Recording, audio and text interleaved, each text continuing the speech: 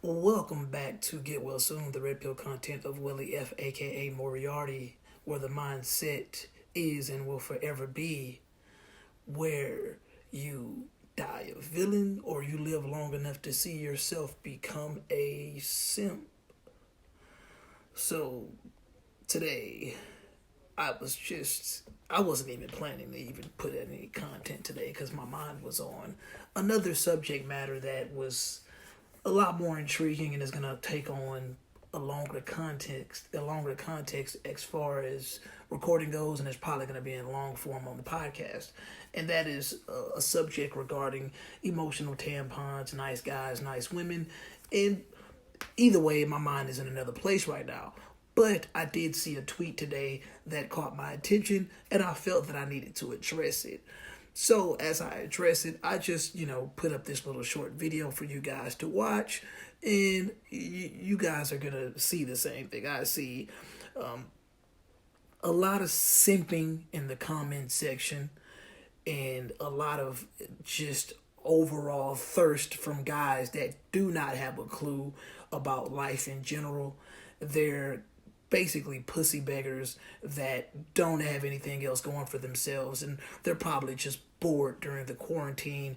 And as you see, I was right about the behaviors of women during this quarantine. If you resort back to my earlier video, don't entertain her, she's just bored. You have to understand something. The attention economy, like any other economy, whether it's a dollar economy, a gold economy, they thrive off of what the economy is based off of right now in society. And since, in my opinion, you can say the culture of today's society is an attention economy. So therefore, people thrive off the attention that they're provided. So you have to understand something. You as a man and even as a woman, you have this unlimited currency, so to speak. The only thing that's crazy about it, I mean, it's kind of like flying to another country. Yeah, most countries accept the US dollar. But if you're from Africa and you have NIDA and you go into America, yeah, they'll accept your currency, but it's less value on it. I'll probably touch on that in another day. But long story short, as you see in this video, reasons to fuck with older women. And I'm just gonna just keep this as simple as possible.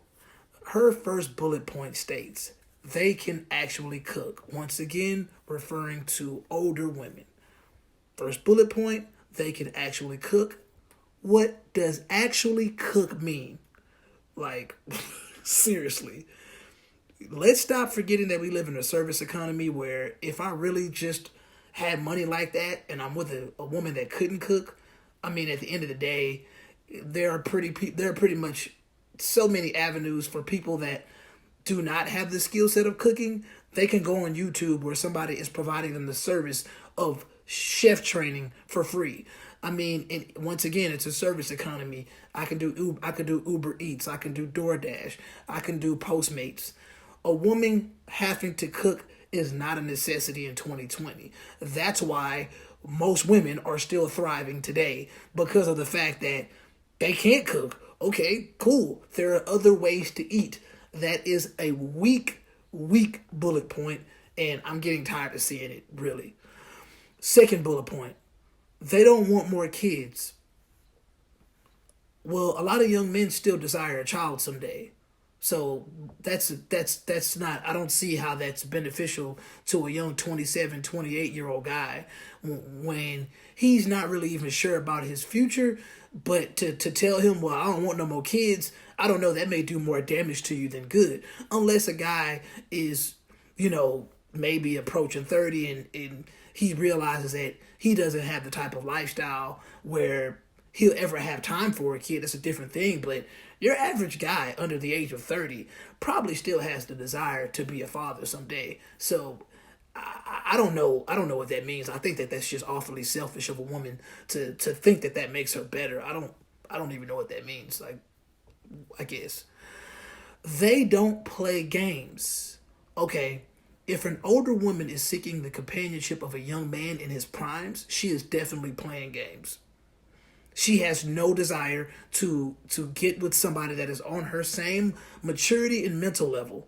So therefore, she is clearly playing a game of mama and son. That's a game. This is not.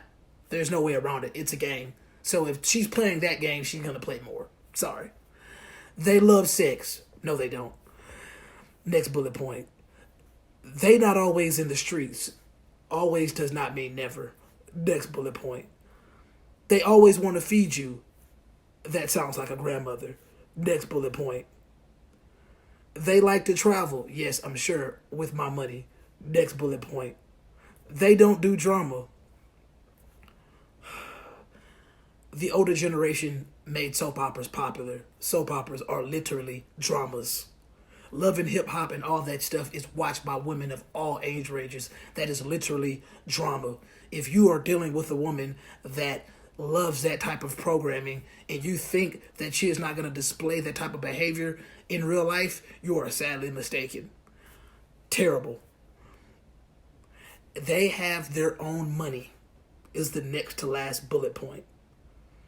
Let me tell you something. Older traditional women don't typically spend money on men, so what the hell does this even mean? Older traditional women are the ones that are setting the stage for younger women to believe that they need to be courted all the time. So I don't get it. What does her having money have to do with anything? Like, she has more money, so when I come to her, she's just going to have even more money. Thanks, but no thanks. The last bullet point, and I think this is the strongest point on the list because from their experience, a man should soak up that knowledge and learn about what to expect from a woman he actually desires. Thanks for coming to my TED Talk.